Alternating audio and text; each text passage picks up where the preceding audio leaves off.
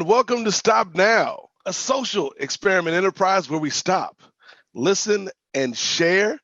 I am one of your hosts, Nate Milton. Welcome back. It is always good to be here on Stop Now, and this is a very special occasion. You know, we talk to a lot of interesting people. We talk to a lot of knowledgeable people about different subjects, but it's always fun when we get to bring on a new team member. And so this is going to be one of those occasions where we get to bring on a new team member. But before we do that, of course, there is one man who's not a new team member. He's an old team member, I guess you could say. He's the original team member. He is the man behind the scenes, the voice of the voiceless.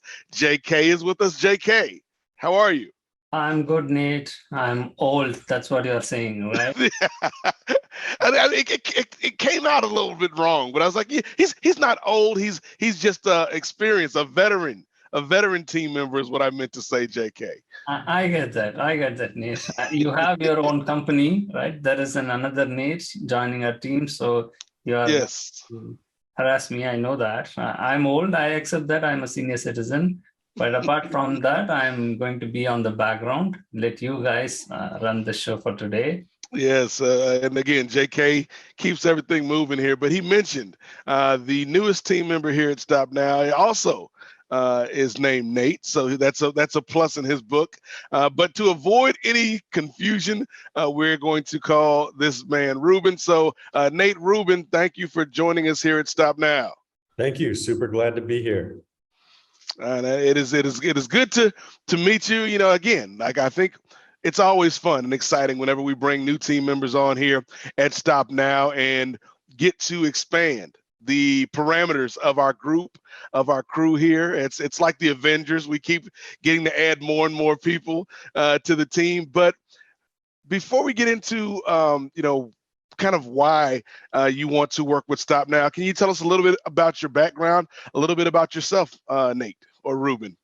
We're going to figure it out as we go along. But Ruben, tell us a little bit about your background. Sure. Yeah, I guess I'll start with just why I wanted to get, why I was attracted to the Stop Now movement in the first place. In order to do that, we have to go back to during the pandemic. Mm-hmm.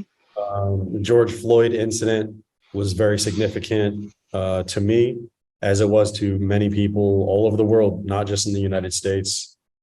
And, after watching the George Floyd video in its entirety, mm-hmm. I had a nightmare that night. And it affected me pretty deeply.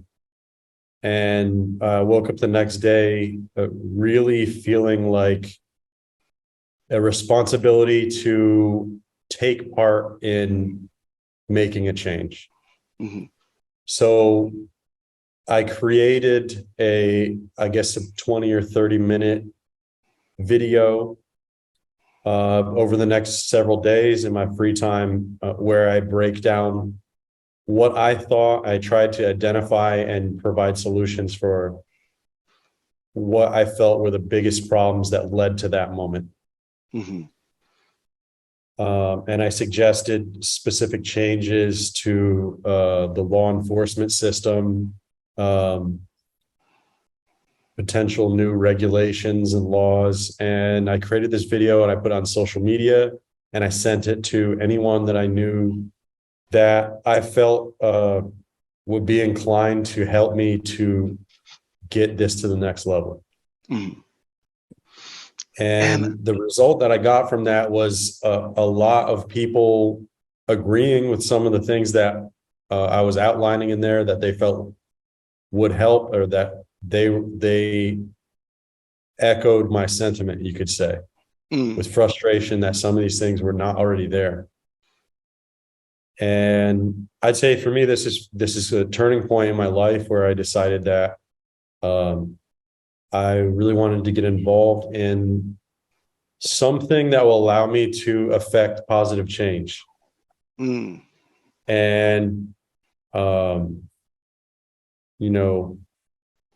thankfully, I feel that there was an effect. There was an effect after the George Floyd incident, and that A lot of people felt the same way all around America and all around the world. And, fast forward a few years, and I stumbled across the opportunity to join Stop Now and jumped at it because after looking into it, I can see, there are injustices going on that I wasn't even aware of. I didn't even know what an H-1B visa was until I looked into it. And I spoke with JK, and I read some of the materials on the website and watched some of your interviews and some of the conversations that you guys had. And honestly, it was just shocking. So here I am joining with you guys and here to give my best effort to help. And it's funny, Ruben, that you mentioned, these are some issues that you might not have even been aware of or aware of how widespread some of these issues were when you talk about the immigration issues, when you talk about modern day slavery. Before I started working with Stop Now, I had maybe, heard about some of these things, but I wasn't tapped in. I wasn't clued in. I wasn't educated enough on these issues. So just, over the course of the past couple of years, having these interviews and being able to talk to experts in the field, to me, it has broadened my horizons and made me more empathetic and made me more energized to lend my voice to these issues. And so when you talk about kind of your, not to get back to Marvel, but kind of your origin story of this change that you want to make in your life and in the world, going back to the pandemic and the George Floyd incident where everyone was kind of stuck in the house, because police violence is not new. Police brutality is not new.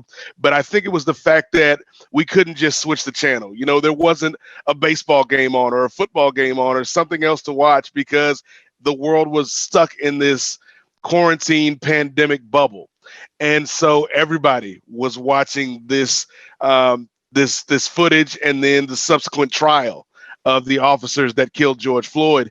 And so the fact that people have changed, obviously racism, police brutality, this inequality is something that has been around forever and maybe around long after we're gone, Ruben.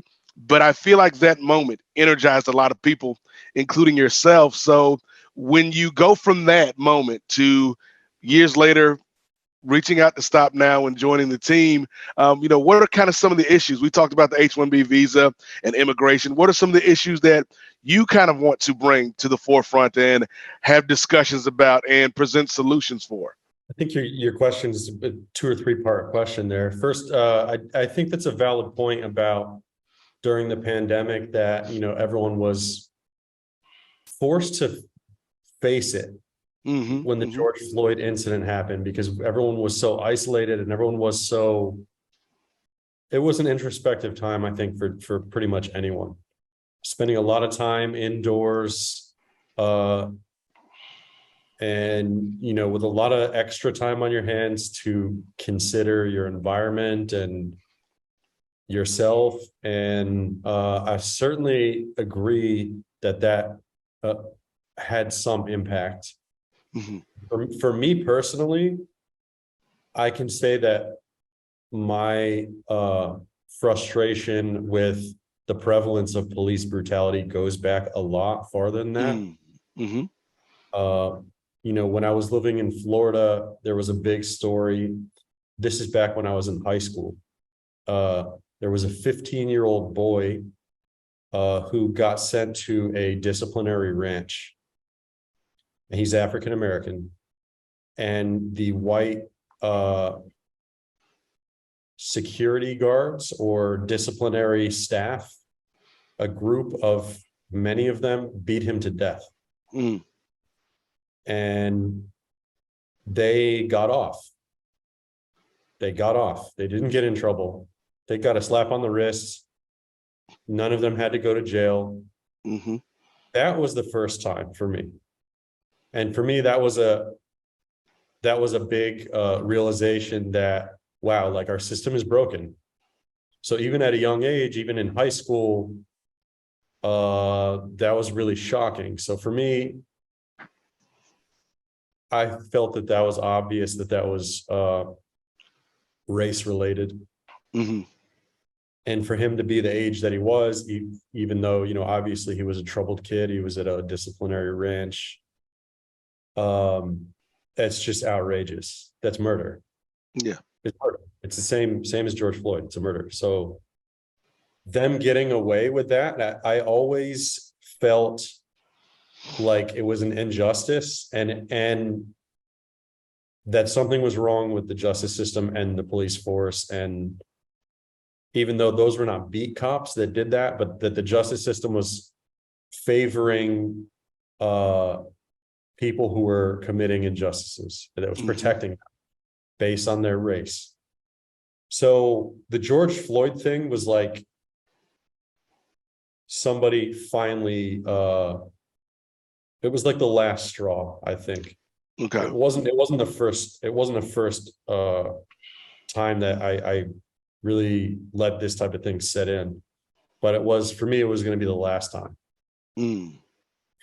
And, you know, with the boy being beaten to death, there was not somebody there recording it with their cell phone. Mm-hmm. You didn't experience the moment, you know, where he's begging and yeah. So seeing that video was extremely impactful. And I think that that's a really key difference, is that, you know, another thing that a lot of people, or that everybody has a phone, a video camera in their pocket now. So when something like that happens, somebody can document it and put it on the internet and Facebook Live or whatever they choose. So for me, I think that played a big role, and I think for everyone else. So yeah. In short, to make a long answer short, I agree with you that it did have an impact. There's other things involved there. Mm. So the second part of your question, what are some issues that I would like to bring to light here? Yes. Is that okay? Well, after looking into it more and more, the H-1B visa abuse can lead to some really horrific things. Mm. I think, you know, probably one of the most famous and most well documented is Harry DeSouza. His experience with the H-1B visa abuse, and his case is an extreme case, but it's shocking because of how easily it happened, and that in the state of Ohio where it occurred, there was no law against human trafficking, which is just mind-blowing. To think that we're supposed to be the freest nation in the world, that's what America is supposed to be. And that there aren't even laws against human trafficking. Like that, apparently a law came to be in 2012. His case occurred from 2003 until a few years after that. So why did it take until 2012 to put a law against human trafficking into place? And not just his case. I mean, there are many others, and there are many cases where the victim is afraid to speak up because of what could happen to them, a threat from threats from their employer, or from their visa being revoked, or you know, it's a scary situation for them. And one of the purposes of this program is to give a voice to the voiceless. Like you've said about JK is the voice of the voiceless. Well, that's one of the purposes of this show, and I think it's a great idea, and I fully support it. Yeah, and you know, when you talk to these folks, you know, when we talk to, you know, Harold DeSouza, when we talk to a lot of these lawyers and advocates for immigration rights, when we talk to survivors, you know, people that were victims of the abuse and now have kind of crossed that threshold from being a victim to being a survivor to thriving in life. To me, those are some of the greatest stories that we can kind of amplify, Ruben, and let people know about. Because again, I feel like part of our job here at Stop Now is to not only support the folks that are, out here advocating for these people, but to also educate and enlighten. And hey, there's people out here that are like you and like me that might not have been looking at these issues, or at least not looking at these issues in this way before we started working with Stop Now. And so that's one of the biggest things for me, Ruben, is just being somebody that can highlight these issues and amplify these issues and use my voice to help in any way that I can. So it's great that you decided to join the team and use your talents and use your skills to help us with some of these issues. So I guess my last question for you, because you got a lot of work to do. We can't be sitting here talking all day, Ruben. You got to get to work, brother. But what are you most excited about? Is JK back? Is JK trying to get in the conversation? Yes, Nate, the voice of the voiceless. The voice of the voiceless. It's echoing, right? So to both of you, it's not black and white, right? So there is a black Nate and a white Nate now. I'm playing this race card now, but just to ask. Like a Michael Jackson video. Yes. So Nate, again, he is fancied with the Marvel superheroes, so he considered himself Thor or a superhero. And we did lose some of the superheroes for our undercover operation.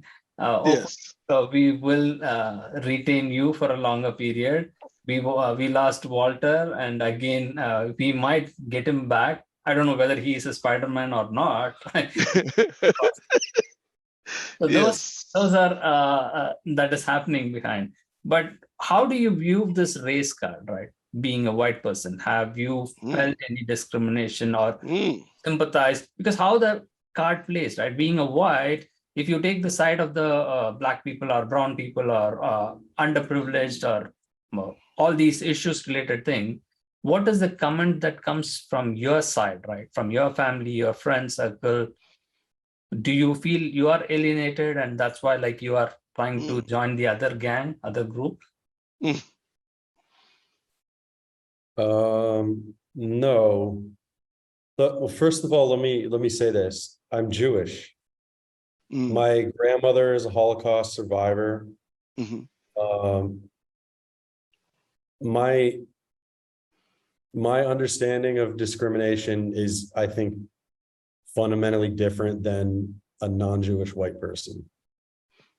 And I would argue that racism against Jewish people is the most socially acceptable form of racism. It's pretty common to make jokes about Jewish people, or even not even jokes, comments, conspiracy theories, and these things. I've had to deal with this since from a young age. I've had discrimination from people close to me.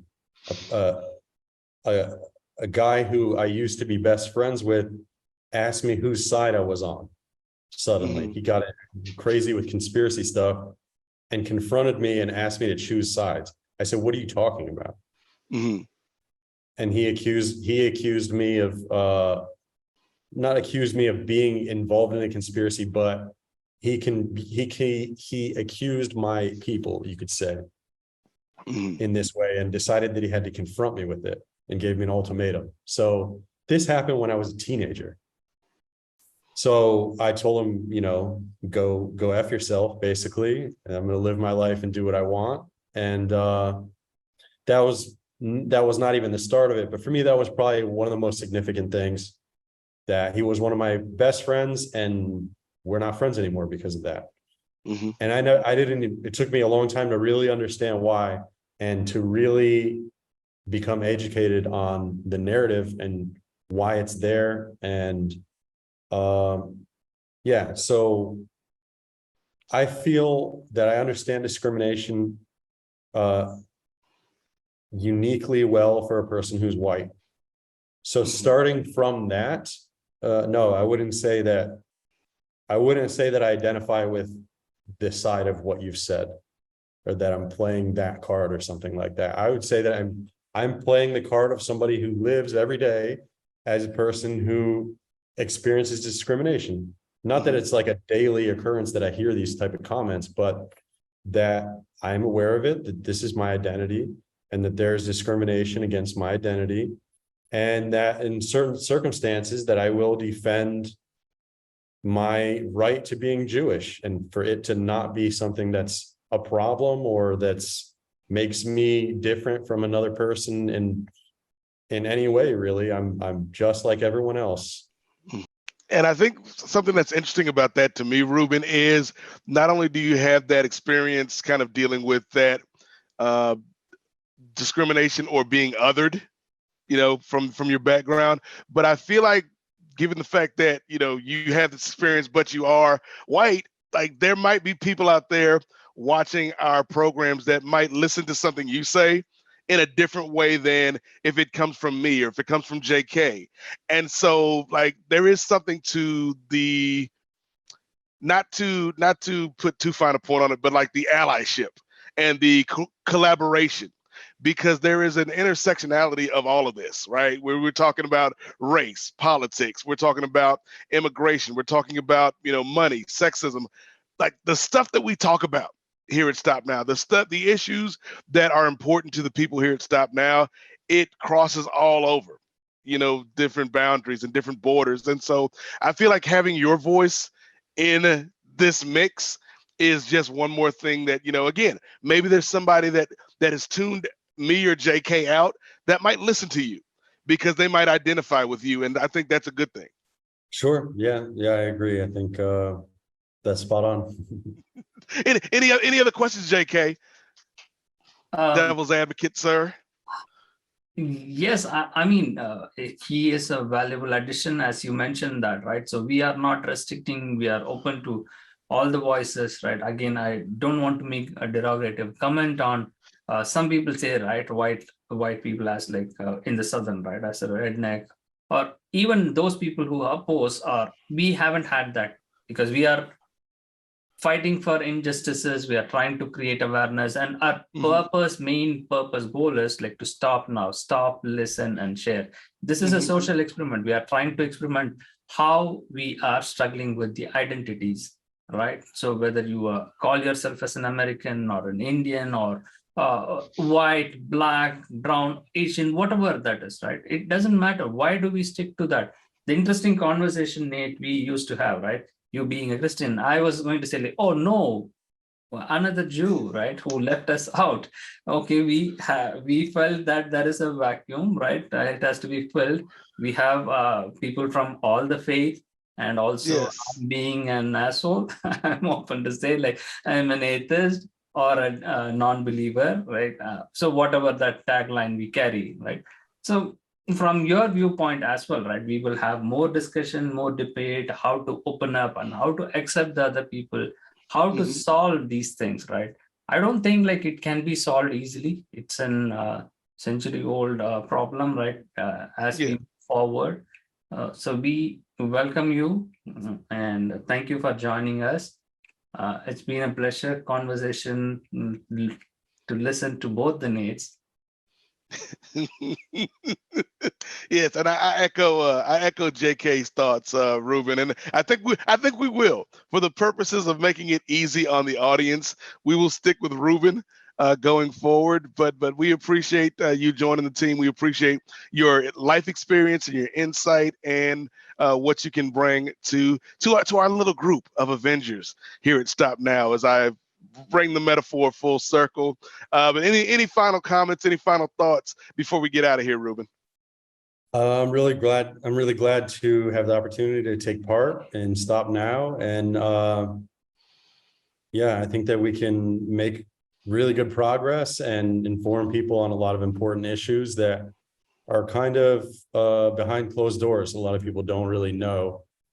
So I think that's really great. And I hope to have a lot of informative discussions with you guys.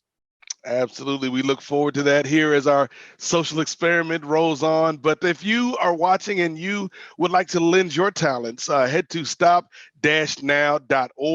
We're always looking for people that are passionate about these topics and can lend different and unique viewpoints on these topics to join the team. So that's going to do it for Ruben, our newest team member, and JK, our oldest team member, and you can take that however you want to take it, JK. And for me, thank you for watching. Bye for now.